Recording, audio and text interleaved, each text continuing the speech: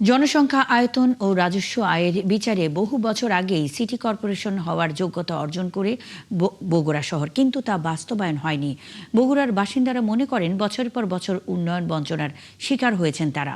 অবশেষে সব বঞ্চনার অবসান করে বগুড়াকে দেশের ১৩তম সিটি কর্পোরেশন হিসেবে ঘোষণা দিতে যাচ্ছে সরকার। এস এম আবু সাইদের প্রতিবেদন, ছবি তুলেছেন মনির হোসেন।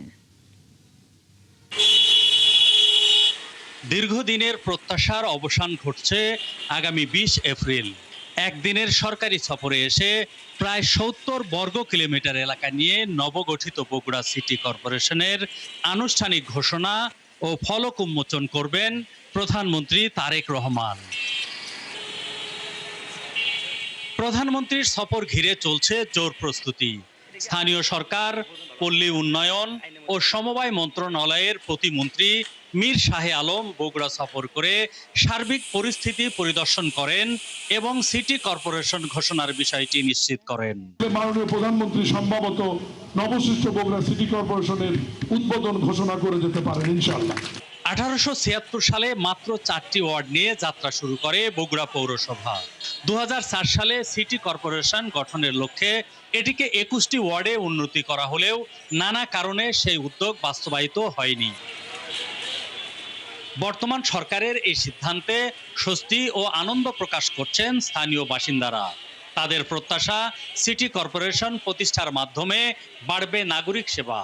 রাস্তাঘাট থেকে শুরু করে বিশ্ববিদ্যালয়, চান্দু স্টেডিয়াম, বিমানবন্দর থেকে শুরু করে যাবতীয় অবকাঠামোগুলো, বিশেষ করে আপনার ফ্লাইওভার, মানুষের যানজটের যে সমস্যা, এগুলো অবশ্যই সমাধান হবে।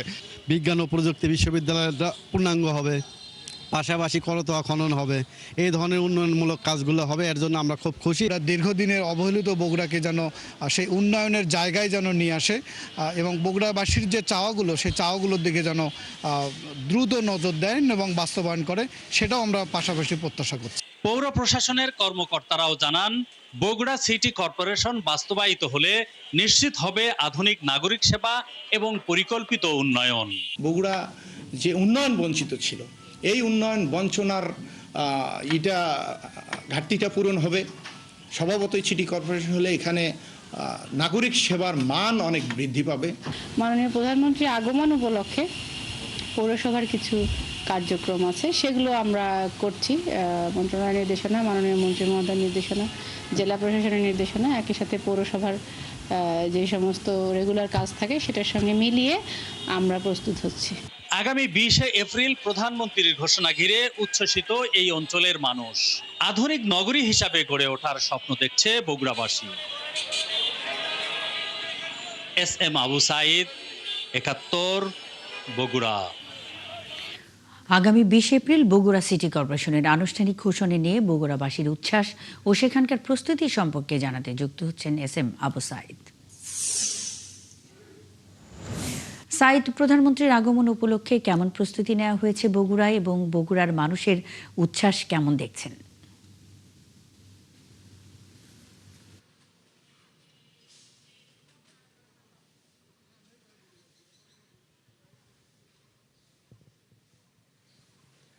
যেমনি আপনাকে ধন্যবাদ। আবার আমরা যেটা বলতে চাই যে আগামী 20 তারিখে মাননীয় প্রধানমন্ত্রীর বগুড়ার আগমনকে ঘিরে ইতোমধ্যে স্থানীয় প্রশাসনের পক্ষ থেকে ব্যাপক উদ্যোগ গ্রহণ করা হয়েছে। শহরের বিভিন্ন রাস্তাঘাট, সেগুলো সংস্কার, পরিষ্কার পরিচ্ছন্নতার কাজ চলছে এবং সবচেয়ে বড় যে বিষয়টি সেটা হলো যে বগুড়া পৌরসভা 1876 সালে প্রতিষ্ঠিত হওয়ার পরে প্রায় 151 বছর পর সেটি সিটি কর্পোরেশনে রূপান্তর হতে যাচ্ছে। সেই মাহেন্দ্রক্ষণের অপেক্ষায় আছে বগুড়াবাসী। আর মাত্র একদিন পরই মাননীয় প্রধানমন্ত্রী বগুড়ায় আসবেন, তিনি সেটি ঘোষণা করবেন। এজন্য পৌর কর্তৃপক্ষ সব ধরনের প্রস্তুতি কিন্তু ইতোমধ্যে গ্রহণ করেছে এবং বগুড়াবাসী উচ্ছ্বসিত। তাদের দীর্ঘদিনের যে প্রত্যাশা, সেই প্রত্যাশা পূরণ হতে যাচ্ছে। বগুড়া পৌরসভার যে উপকরণগুলো থাকা দরকার, জনবল থাকা দরকার, সবই আছে। তারপরেও দীর্ঘদিন বঞ্চনার শিকার হয়েছিল বগুড়াবাসী। আশা করছেন প্রধানমন্ত্রী আসার পরে বগুড়াবাসীর যে প্রাপ্তি সবগুলো তারা পাবেন, এমনটি প্রত্যাশা করছেন বগুড়াবাসী। মুন্নি, এই ছিল বগুড়ায় প্রধানমন্ত্রীর আগমন উপলক্ষে প্রস্তুতির সর্বশেষ খবর। অসংখ্য ধন্যবাদ এসএম আবু সাইদের সঙ্গে থাকার জন্য। ধন্যবাদ। আগামী 20 এপ্রিল বগুড়া সফরে যাচ্ছেন প্রধানমন্ত্রী। সেখানকার সবশেষ প্রস্তুতির খবরাখবর নিয়ে এসএম আবু সাইদ যুক্ত ছিলেন।